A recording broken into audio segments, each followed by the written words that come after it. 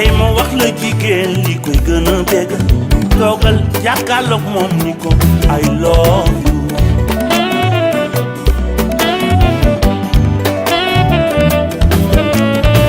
ak lu ko mën a may am na lu ko gën toogal nga janoog moom ni ko I love you.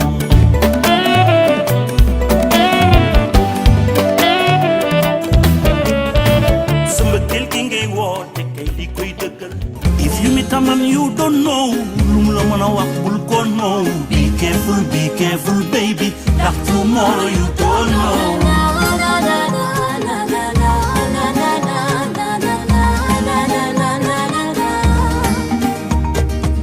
mën na doonub saay mbaa mu bokk ak saay. Be careful baby, ndax tomorrow you don't know.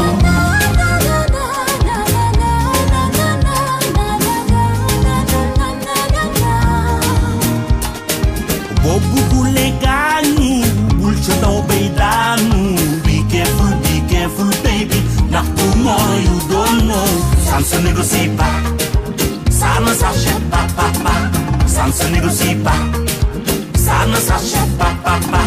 Ça ne se négocie pas, ça ne s'achète pas, papa. Ça ne se négocie pas, ça ne s'achète pas, papa. Oui, popular ak yu ah. Waaw ginnaaw.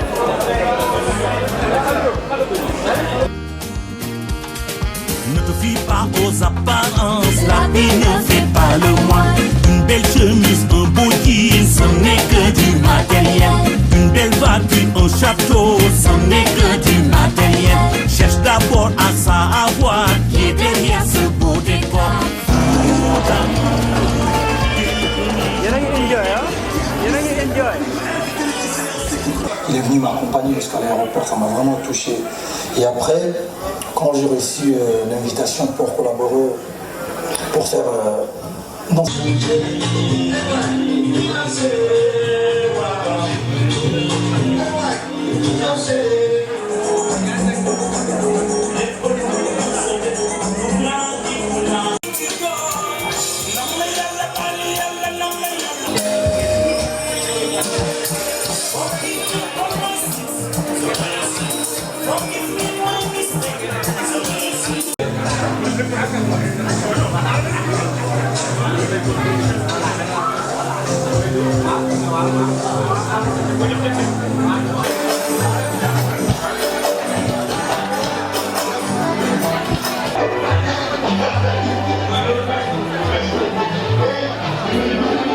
D'abord à savoir qui est derrière ce beau décor. Fou d'amour dès le premier jour des dettes. Fou d'amour dès le deuxième jour des dettes. Fou d'amour dès le premier jour des dettes. Fou.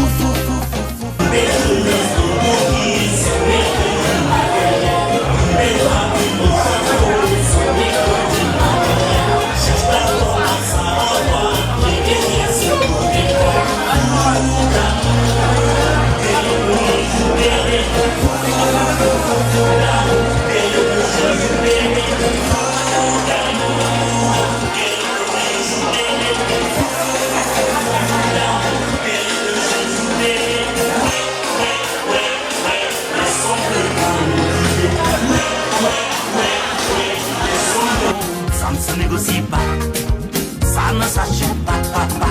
Ça ne se négocie pas, ça ne s'achète pas, papa.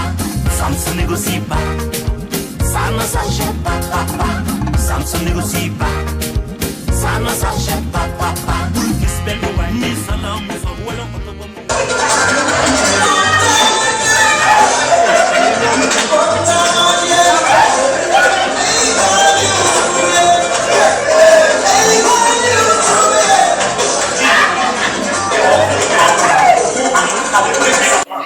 Bonsoir à toutes et à tous. Merci d'avoir répondu à l'invitation de l'artiste Youssou Ndour qui nous réunit ce soir en exclusivité parce qu'en fait, partout à travers le monde, le disque de Youssou Ndour est très attendu. Partout à travers le monde, chacun a envie d'avoir l'exclusivité du disque de Youssou Ndour. Mais nous tous ici ce soir à Dakar, sur la route des Almadies, nous avons la primeur du disque de Youssou N'Dour, Africa Rec. C'est un disque de 13 titres travaillés entre l'Afrique, l'Europe, les États-Unis d'Amérique et le monde entier, avec une touche particulièrement jeune, une touche particulièrement africaine, avec à la réalisation le petit frère Ibou N'Dour, qui était derrière le grand frère et qui a assuré merveilleusement bien. Je demanderai de l'applaudir très fort, très discret, toujours derrière tous les artistes. Mais cette fois-ci, le grand frère a choisi une touche particulière du petit frère pour assurer. En plus, beaucoup de grands noms de la musique africaine ont participé, mais nous avons aussi remarqué le vibrant hommage que Youssou N'Dour a choisi de rendre à Papa Wemba. Papa Wemba qui était son ami, le grand frère, très respecté, aimé de partout à travers le monde, dont la mission artistique s'est terminée à Abidjan il y a quelque temps. Youssou N'Dour a choisi de lui rendre hommage à travers ce disque dédié à l'Afrique. Aussi, l'artiste ou la star planétaire a choisi de partager ce disque international avec le petit frère Akon, véritable grande star, véritable grande célébrité, connue et respectée partout à travers le monde. Youssou N'Dour a voyagé et allé le retrouver chez lui, dans son studio. Akon a fait le déplacement, est venu ici, à Dakar, pour travailler. Et j'aimerais saluer ce partage de savoir-faire, ce partage entre Africains, entre Sénégalais, vivant ici et ailleurs, pour leur dire encore félicitations. En plus, le petit frère de Youssou N'Dour que vous avez vu à travers les images, Fally Ipupa, a participé aussi au disque.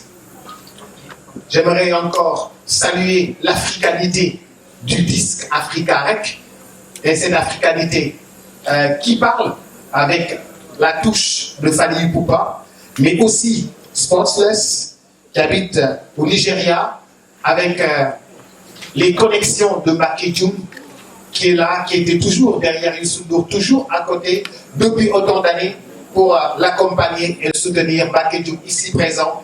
J'aimerais qu'on salue sa générosité par des applaudissements d'honneur. Mbacké Dioum, merci.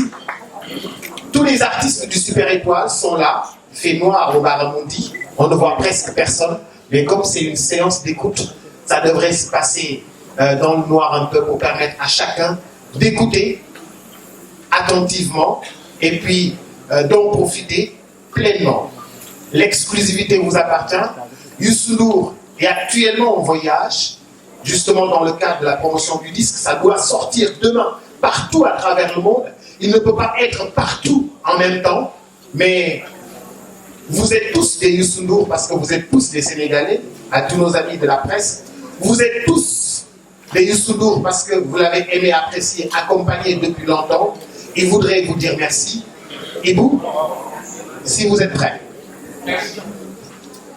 loolu ngeen di dégg mooy album bu bees bi international mais lépp soqeekoo fii Sénégal kon maa ngi leen di gërëm di leen sant. Enjoy. Morceau par morceau dañ leen koy déjee yéen ñëpp morceau bi ñuy njëkk a déglu mooy Gorée. Youssou N'Dour ne yàgg naa dem Gorée waaye la ko yéem ci Gorée nañ ko déglu ñun ñëpp. D'abord dinañu déglu Gorée, déglu Bul Ko Dóor, déglu Be Careful, déglu Jégal ñu, déglu Conquer the World bi mu def ak ki nga xam ne moom moo di Akon, Exodus, def Ban la, def tamit Omar Foutiyou Tall, Dawal, Serigne Fallou, Food for All, Money ba noppi soog a déglu I Love You léegi après ñuy soog a jox kàddu gi ki nga xam ne moom moo di Mbaye Dièye Faye. Gorée, c'est parti Ibo.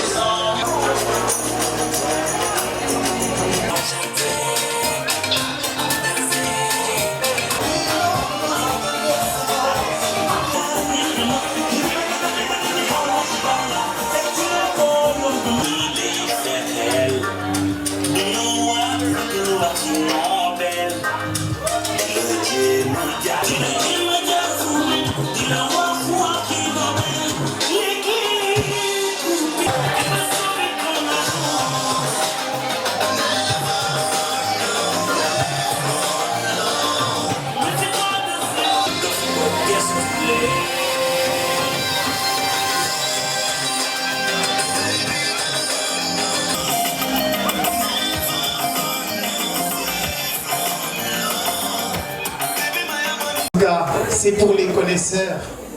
Si vous connaissez bien, si vous aimez bien, si vous êtes un vrai mélomane, vous savez que ça dépasse le niveau du Champions League et c'est de très loin le niveau du Champions League. Et ça mérite des applaudissements, ce travail au Congo est important fait. À travers toute l'Afrique, nous avons voyagé, nous sommes allés au Nigeria, nous sommes allés chez Fally Ipupa dans l'Afrique des Grands Lacs et nous sommes encore allés au Fouta avec bien sûr Omar Foutiyou Tall, mais à la réalisation, ils me disent, les gens ils connaissent déjà Seigne Fallou, mais nous dem Manedet, Seigne Fallou ëpp naa tëb. Ah, tëb, bu ma ko tëbee may perte. Ah, ma ne ko déet. Merci.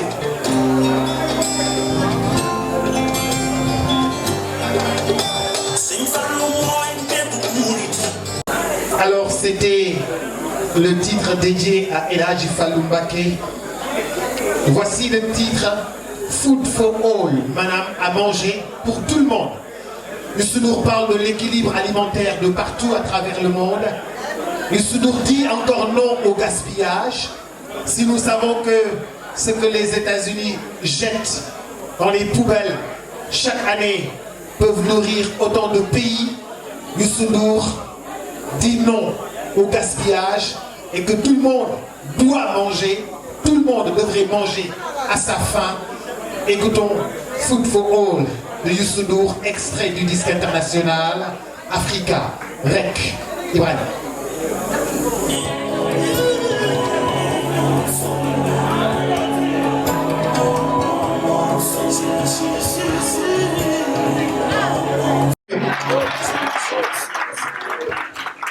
Food for All, en tout cas, il avait porté le combat pour l'annulation de la dette il y a de cela quelques années.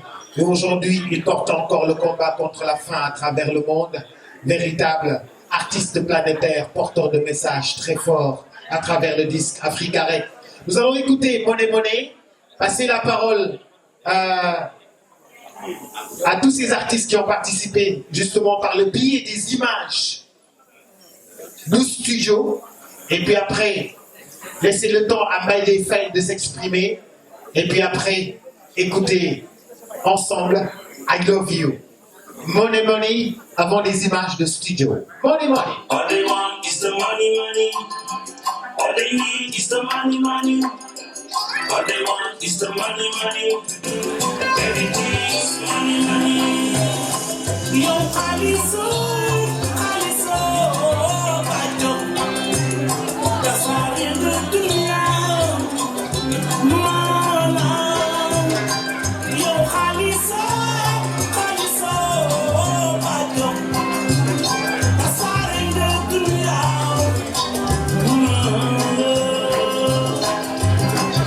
The more you like, you're in the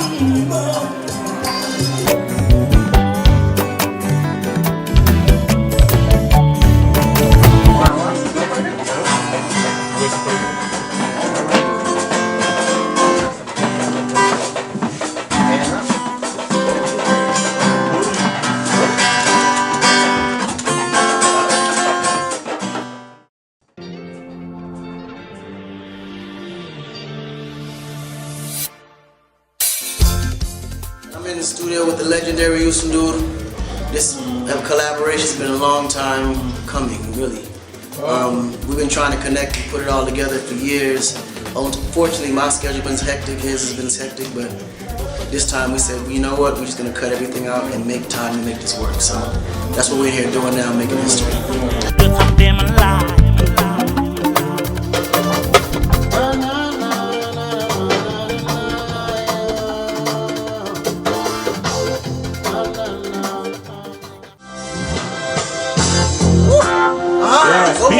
léegi nag il faut y aller. boobu la mais il faut y aller.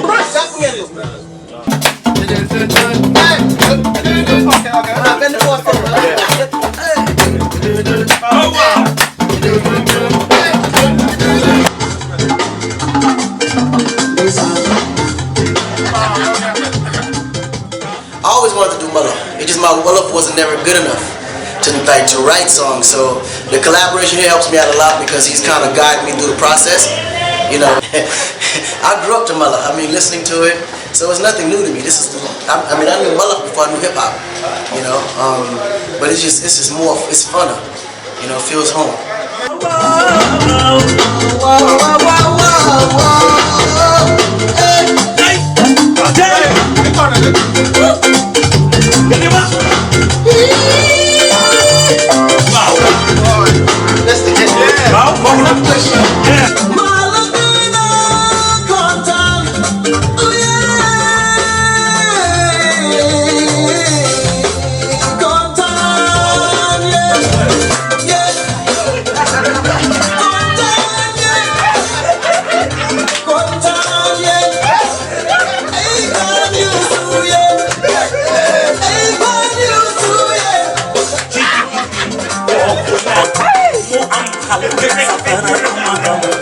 Los Angeles.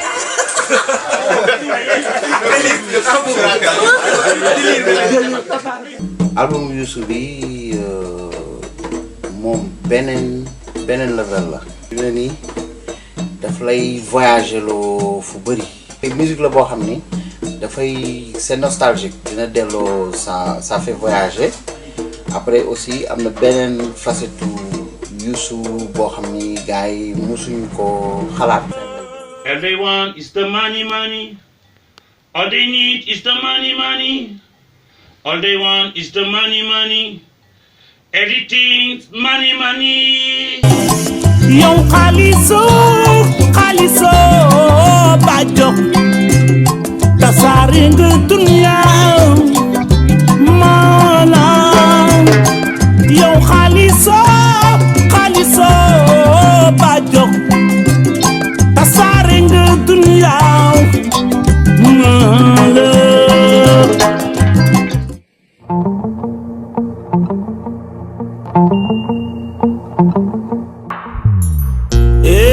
Umar Fuutiyu Taal yaarama dingiiraay ci doye falankon ñi duñ tuub def na leeni ilimaan ci doyoon maasina te xamuñu lu duli jaaxaan Cheikh Umar jël na leen iftal leen ci diine ñu doxee fa bàyyi sangara jigéen ñi daan voyantoor saxu jàng alxuraan kiimaan yaa ngi noono saxu jàng alxuraan kiimaan yaa ngi noono fa bàyyi sangara jigéen ñi daan voyantoor saxu jàng alxuraan kiimaan yaa ngi noono ci day fa nekkoon daal te woon duñu tuub mooy kéemaan bee ma ne lii mooy sunu gaal ey Umar Fuutiyu Taal jaarama dingiiraay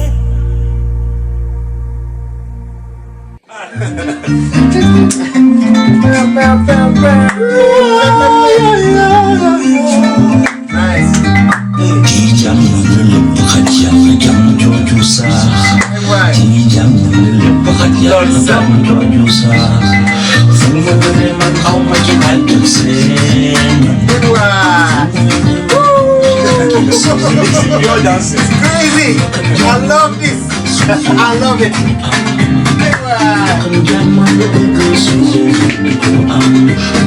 I love that. Keyboard. I have to bring your keyboard tomorrow. Okay, no problem. Clavier or something. Hallelujah. Mwana Congo.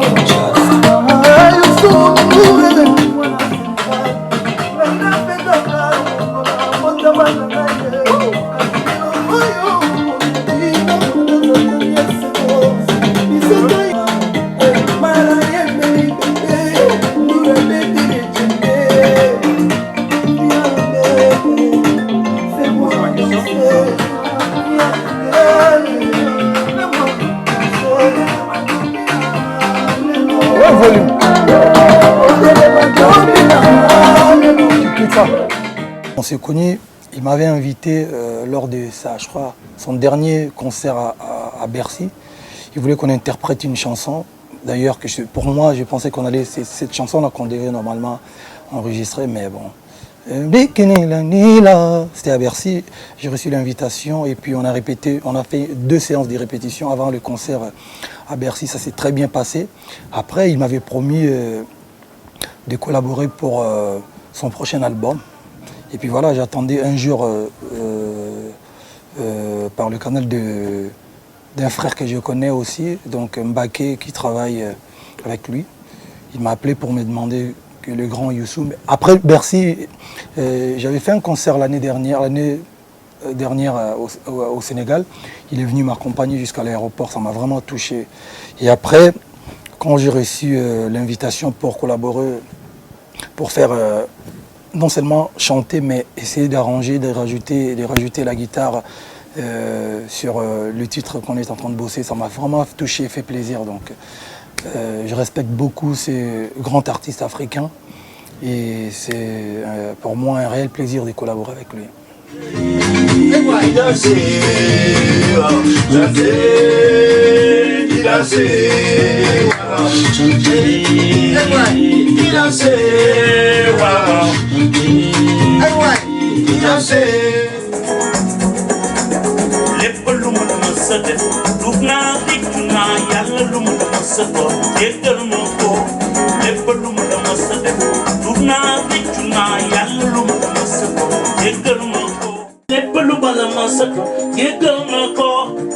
I regret all my mistakes. Forgive me, Almighty God. Nama yalla bal, yalla nama yalla bal. I regret all my mistakes. Je pense que c'est la bonne gamme, c'est ça. I regret all my mistakes. Forgive me, Almighty God. Nama yalla bal, yalla nama yalla bal. I regret yalla bal. I regret all my mistakes. Forgive me, Almighty God. Nama yalla bal, yalla nama yalla bal. I regret yalla bal.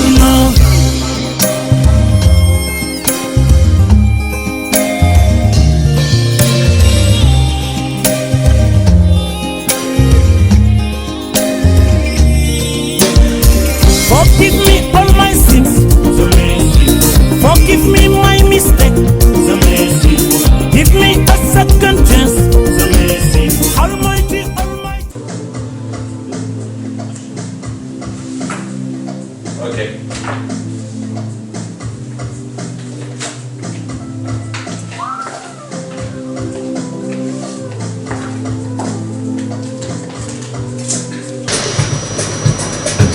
If you meet a man you don't know, you don't wanna walk, oh no. Be careful, baby. Ça ne se négocie pas, ça ne s'achète pas, papa. Mun don sai sai, wa wo don sai sai. Be careful,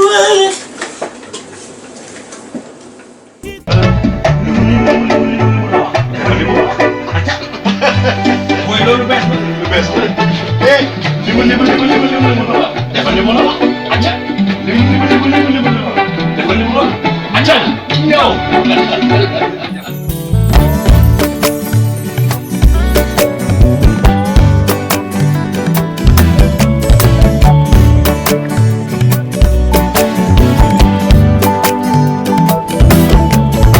tey ma wax la jigéen li koy gën a bégg toogal jàkkaarloog moom ni ko I love you. ay depuis Bali man di laa la mën jox naa la sama xol ni la I love you.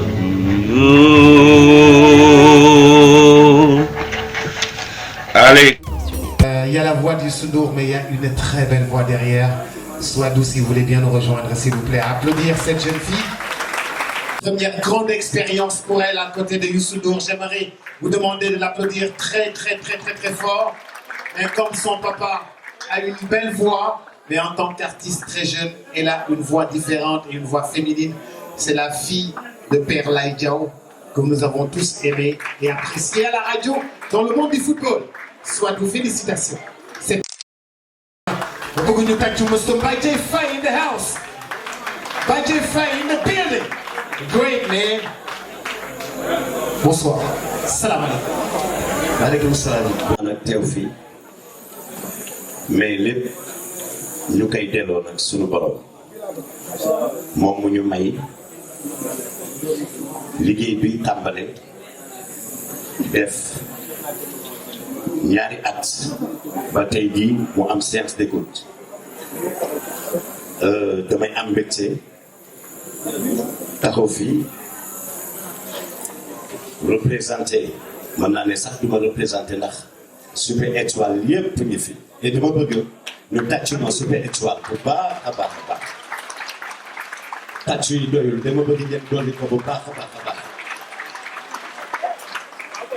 ndax fekk ci liir bu neexee yaay jaa jàpp ci mbagg yi et vive notre pays de la Teranga yàlla na jàmm yàgg yàlla na jàmm yàgg merci beaucoup.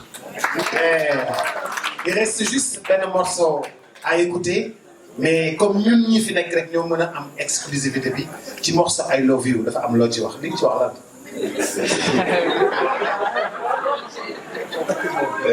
Ibrahima Ndour xam naa dina ree ba tëdd suuf parce que biñ koy wax mi ngi toog di soog di toog mais loolu dafa am ku ma ko dee ne ko def suma nopp dama yeggali ko muy mon frère jumeau ma ne limu la wax dafa limu la wax limu wax dafa limu wax aja foofu dama confirmé xam nga lu tax parce que góor ñi yow man Mamadou Bouba sama doom Birane Charles ñoom Maraak ñëpp dañu gën a jóge jigéen ñee ñu gën a jóge dama bëgg yéen góor ñi ngeen tàcc jigéen ñi xam nga lu tax jigéen bu la tooñee amul réew ñëw ne la je présente mes excuses baal ma mais ñun dañu rëy dañuy tooñ war a baalu du nu baalu looloo tax Youssou way wi ne boo xëytee jàkkaarloog sa jeeg ne ko I love you góor day jóg bu sa jeeg demee salon yow demal wàcc ni je vive les femmes on vous love. Yes. Nous l'écoutons ensemble avant de terminer en beauté. Voici le I love you. Naturel bu neex waay, naturel bu neex waay.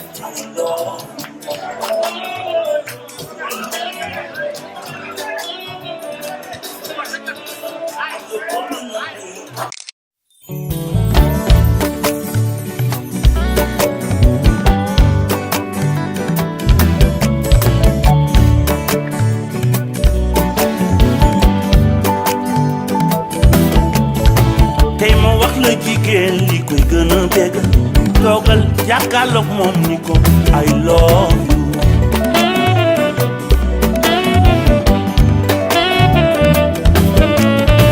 ak lu ko mën a may am na lu ko gën toogal nga janoog moom ni ko I love you